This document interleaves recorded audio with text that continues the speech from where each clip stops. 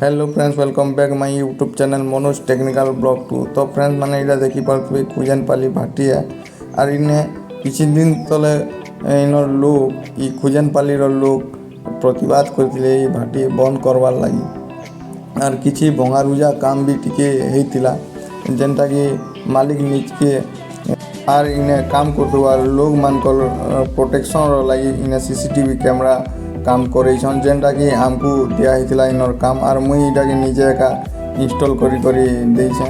तो यहाँ देखी पारे रोड साइड रे अच्छे और इन्हें निया जाली करी भी प्रतिवाद करा होता और से आज इन्हें कैमरा काम है और मुई सेटा के काम करी देनी और देखी पारे यहाँ कैमरा लगे दिया चारिआडे कैमरा लगी और यहाँ प्रोटेक्शन लगी माने निजर प्रोटेक्शन लगी लगे देखी पारे यहाँ सबू जगार इन्हें प्रतिवाद कला भांगी भुंगा देछन इलेक्ट्रिक कार जीवन नहीं जी से बहुत बड़ कथा है। जदि कार जीवन चल जाता केड़े बड़ अघटन घटीता।